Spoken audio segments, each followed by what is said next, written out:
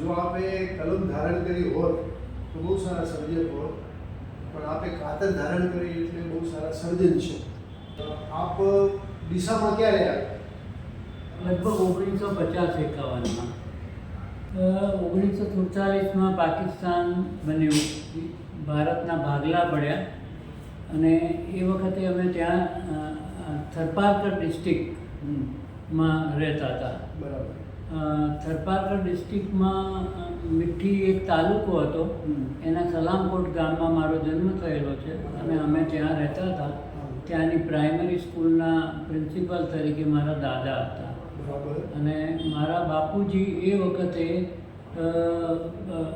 કરાચીમાં medical કોલેજમાં first MBBSમાં pass ભણતા હતા. બરાબર. ભણતા હતા અને 47માં એ પાસ થયા હતા. હા, બરાબર. જી. તે પછી એ ભારતમાં જતા રહ્યા અને એમને ભારત સરકારે મદ્રાસ મેડિકલ કોલેજમાં એડમિશન આપ્યું અને ત્યાંથી એમણે MBBS કર્યું. અમારા આખા ઇલાકામાં બરાબર. એ પહેલાં ડૉક્ટર હતા અને 1950માં એ અમને લેવા માટે અમારા ગામમાં આવ્યા અને પછી અમે 1950માં થરપારકરથી શિફ્ટ થઈ અને ભારતમાં આવ્યા. પહેલાં અમે રાજસ્થાનમાં, કારણ કે બોર્ડરને અડીને રાજસ્થાનમાં જે ભાગ હતો એ બાડમેર જિલ્લો હતો. તો એમાં એક બાખાસર કરીને ગામ છે અને એની બાજુમાં ફાગલિયા કરીને ગામ છે. ત્યાં મારા પિતાજીના મામાઓ રહેતા હતા, એટલે અમે એકાદ મહિનો ત્યાં રહ્યા હતા. પછી અમે 1 વર્ષ માટે ઇન્દોરમાં રહ્યા હતા, કારણ કે ઇન્દોર મેડિકલ કોલેજમાં મારા બાપુજીની સર્વિસ હતી. મેડિકલ કોલેજમાં એનાટોમી વિભાગમાં એ ભણાવતા હતા અને 1 વર્ષ અમે ઇન્દોર રહ્યા પછી અમે ડીસા આવ્યા.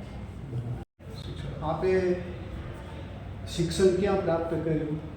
અહીં ડીસાની અંદર હું પહેલી ચોપડીમાં દાખલ થયો હતો, પણ એ વર્ષ પૂરું નહોતો કરી શક્યો. બરાબર.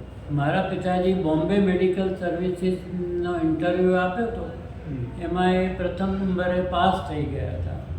કારણ કે એ ખૂબ જ સ્કોલર હતા અને મદ્રાસની અંદર MBBSમાં એમણે જે રેકોર્ડ સ્થાપિત કર્યો હતો એ આખા કોલેજના ઇતિહાસમાં ક્યારેય ન લીધા હોય એટલા માર્ક્સ એમને લીધે.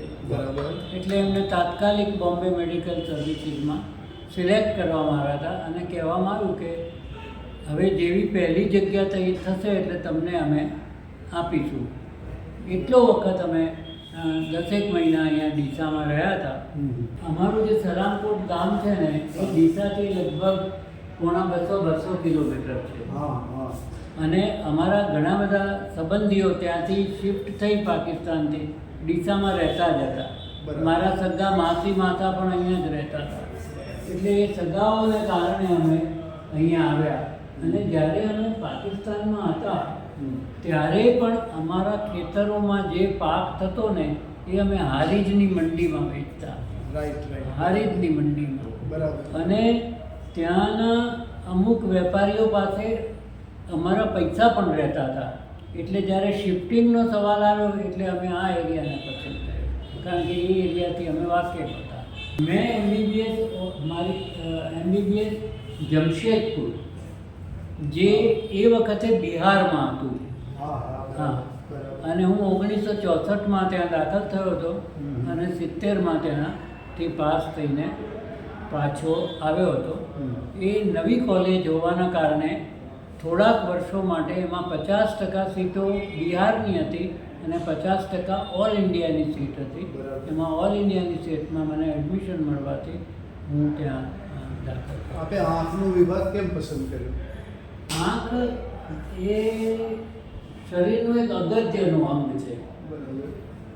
અને તમે દ્રષ્ટિ હોય તો સૃષ્ટિ જોઈ શકો છો. બરાબર. નહીં તો ભગવાનની બનાવેલી આ અલૌકિક સૃષ્ટિ એને તમે બિલકુલ માણી શકતા નથી. તમે જોઈ નથી શકતા એટલે માણી નથી શકતા. એટલે બહારથી પાસ થઈને અહીં આવ્યા છો, ભલે તમે ઇન્ટર સાયન્સ ગુજરાતમાં કર્યું હોય પણ તમે MBBS ડિગ્રી તો બહારથી લીધી છે. એટલે જ્યાં સુધી ગુજરાતના છોકરાઓ મળશે ત્યાં સુધી તમને એડમિશન ન મળે. મારા 65% માર્ક સર્જરીમાં હોવા છતાં પણ મને એ લોકોએ એડમિશન નહીં આપ્યું અને કહ્યું કે તમને આંખમાં મળે છે, બોલો હવે તમારે એમાં જવું છે. એટલે કુદરતી રીતે જે મેં વિચાર કર્યો હતો એમાં મને મળી ગયો. મેં ઓપરેશન કરતાં આત્માને જોયો નથી પણ ઓપરેશન કરતાં મને એવું લાગે છે કે મારો આત્મા હંમેશા જાગૃત રહ્યો. વાહ વાહ, બરાબર બરાબર. આપે અત્યાર સુધીમાં ઓપરેશનો કેટલા કર્યા હશે અંદાજે? હવે જો હું મારા પોતાના ખાલી ઓપરેશનની વાત કરું તો શરૂઆતમાં એક ક્રેઝ હતો એટલે લાખ થયા ત્યાં સુધી ગણ્યા, પછી ક્યારેય ગણ્યા નથી કે મેં કેટલા ઓપરેશન કર્યા એ ગણ્યા નથી. પણ જો મારા દ્વારા વિચાર કરો તો 1984માં ભણસાલી ટ્રસ્ટની સાથે અમે મળીને અમે એક નેત્ર જ્યોતિ પરિવાર નામની એક સંસ્થાના ઓપરેશન કરનારી ટીમ બનાવી હતી. બરાબર. અને એ ટીમ દ્વારા અમે ગુજરાત, રાજસ્થાન, MP એ 3 એરિયાની અંદર, 3 રાજ્યની અંદર શરૂઆતમાં અમે ઓપરેશન કરતા હતા. અને એ પછી અમે અમારો વ્યાપ વધાર્યો એટલે અમે પરમેનન્ટ એક પ્રોજેક્ટ મૂક્યો બિહારની અંદર, બોધગયામાં. બરાબર. હા, ત્યાં સમન્વય આશ્રમ છે વિનોબાજીનો અને એ આશ્રમની મદદથી અમે ત્યાં આગળ એક કેમ્પ, એટલે દર વર્ષે કેમ્પ કરવો એવું નક્કી કરી અને અમે ત્યાં ચાલુ કર્યું. ત્યારે દિવસના 25, 30, 40, 50 ઓપરેશન થાય છે પણ જે વખતે કેમ્પ હોય છે ત્યારે તો અત્યારે અમે વર્ષના 40-50 હજાર સર્જરી કરીએ છીએ. બરાબર. 1984માં અમે આ સંસ્થા ચાલુ કરી અને અત્યારે 2026 સુધીમાં હું 90 વખત બિહાર ગયો છું. વાહ વાહ. અને અમારી ટીમ દ્વારા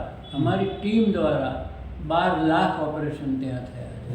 જીવનમાં ઘણું બધું કામ કર્યું છે સેવાનું, તો આપનો પ્રેરક સંદેશ શું? મેં અર્થ ઉપાર્જન માટે મારું કામ બંધ કરી દીધું છે. બરાબર. હું કોઈ પણ કમાણી કરવા માટે અથવા અર્થ ઉપાર્જન માટે કોઈ પણ કામ કરતો નથી, પણ મારું બિહારનું કામ રેગ્યુલર ચાલુ છે.